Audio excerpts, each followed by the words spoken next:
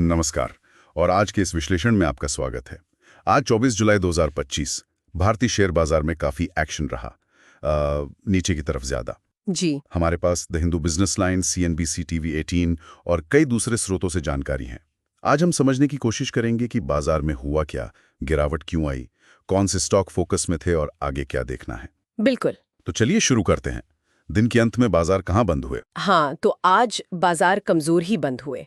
Sensex को देखें तो करीब 542 अंक नीचे, मतलब 0.66% गिरकर 82,184.17 पर। और निफ्टी भी 157.8 अंक गिरा। ये करीब 0.63% की गिरावट हुई और क्लोजिंग आई 25,062.10 पर। और ध्यान देने वाली बात यह है कि निफ्टी अपने अहम सपोर्ट लेवल, वो जो 25,060 का है, बिल्कुल उसी के पास बंद हुआ है। अच्छा, और ये सिर्फ बड़े इंडेक्स की बात है या फिर मिड कैप स्मॉल कैप में भी यही हाल था? नहीं, पूरे बाजार में ही कमजोरी थी।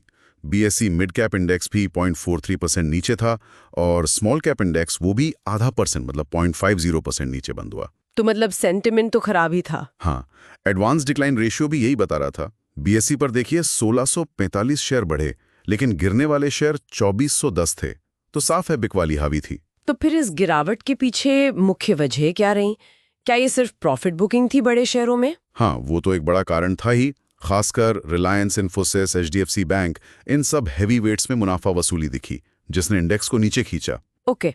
लेकिन एक और बात है, FIIs यानी विदेशी निवेशक, उनकी बिकवाली भी जारी रही। आज भी उन्होंने नेट करीब 4,209 करोड़ के शेयर बेचे हैं। ओह, तो FIIs का पासा निकल रहा है।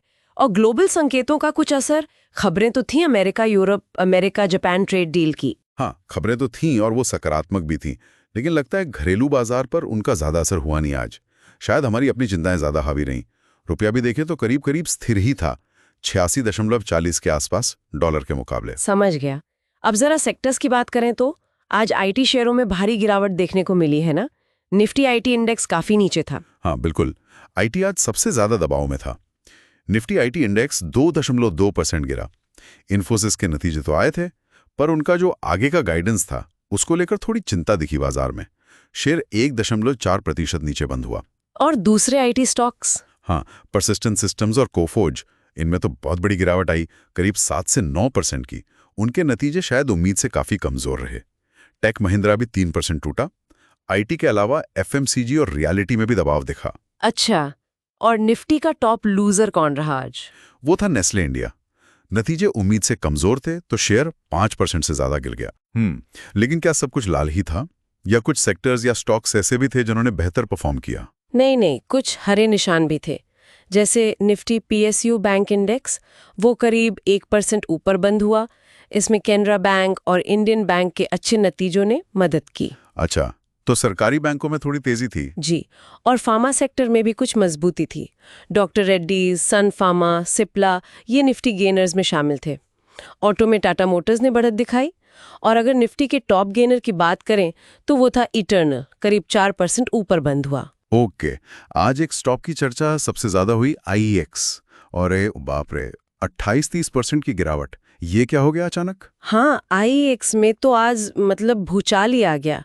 ये गिरावट CERC यानी सेंट्रल इलेक्ट्रिसिटी रेगुलेटरी कमीशन के एक ऑर्डर की वजह से आई। मार्केट कपलिंग पर उनका ऑर्डर आया है। मार्केट कपलिंग, इससे IEX पे क्या असर पड़ेगा? देखिए, इससे चिंता ये बढ़ गई है कि पावर एक्सचेंज में जो प्राइस डिस्कवरी का मैकेनिज्म है उसमें शायद बदलाव हो सकता है और IEX का रोल उसमें कम हो सकता है। ये एक बड़ा रेगुलेटरी रिस्क सामने आ गया है उनके लिए। समझ गया, रेगुलेटरी बदलाव का इतना बड़ा असर। अच्छा, नतीजों के लिहाज से और कोई स्टॉक? हाँ, ACC के नतीजे ठीक थे, पर स्टॉक फिर भी 3% नीचे गया।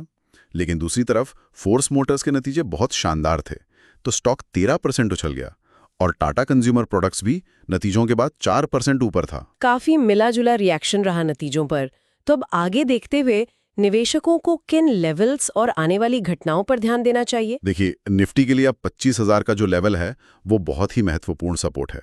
जैसा एक्सपर्ट्स भी कह रहे हैं, अगर ये टूटता है तो बिकवाली और गहरा सकती है। और ऊपर की तरफ रुकावट कहाँ है? ऊपर की तरफ 25,250 से 25,260 का जो जोन है वो एक रेजिस्टेंस का काम कर सकता है। ओके। और आने वाले दिनों में कुछ जरूरी इवेंट्स? हाँ, नतीजों का सीजन तो चल ही रहा है। आने वाले दिनों में Bajaj Finserv, Cipla, bank of Baroda, SBI card, Tata chemicals, इन सब के नतीजे आने हैं। इन पर नजर रहेगी। और आईपीओज भी है शायद। जी हाँ, एनएसडीएल का आईपीओ 30 जुलाई को खुल रहा है और आदित्य इंफोटेक का 29 जुलाई को। और एक बड़ी खबर आज की ये भी है कि भारत और यूके के बीच फ्री ट्रेड एग्रीमेंट यानी एफटीए पर साइन हो गए हैं। ओ, ये तो बड़ी बात है। इसका असर आगे देखने को मिलेगा। बिल्कुल, देखना होगा कि किन सेक्टर्स को इससे फायदा होता है। तो चलिए आज की बात को समेटते हैं। कुल मिलाकर बाजार में गिरावट का दिन रहा। आईटी और कुछ बड़े शेयरों की कमजोरी, साथ में मुनाफा वसूली और एफआईआई की बिकवाली ने दबाव बनाया। हाँ, लेकिन इस गिरावट के बीच पीएसयू बैंक, फार्मा जैसे कुछ सेक्टर्स में मजबूती दिखी और भारत यूके एफटीए एक सकारात्मक डेवलपमेंट है। आगे नतीजों और ग्लोबल संकेतों पर नजर बनी रहेगी। बिल्कुल, आज की गिरावट एक तरह से याद दिलाती है कि बाजार में उतार चढ़ाव आ सकता है। निवेशकों को ग्लोबल संकेतों और नतीजों पर ध्यान देना होगा। और हाँ, आईएक्स का मामला ये भी दिखाता है कि रेगुलेटरी बदलाव कितने अहम हो सकते हैं। सिर्फ कंपनी के फंडामेंटल्स नहीं, रेगुलेटरी माहौल पर भी नजर रखनी चाहिए। सही कहा। तो ये थी आज की हमारी चर्चा। ये विश्लेषण सार्वजनिक रूप से उपलब्ध जानकारी और हमारी समझ पर आधारित है। कोई भी निवेश या ट्रेडिंग का फैसला लेने से पहले कृपया अपने सेबी रजिस्टर्ड वित्तीय सलाहकार से जरूर सलाह लें।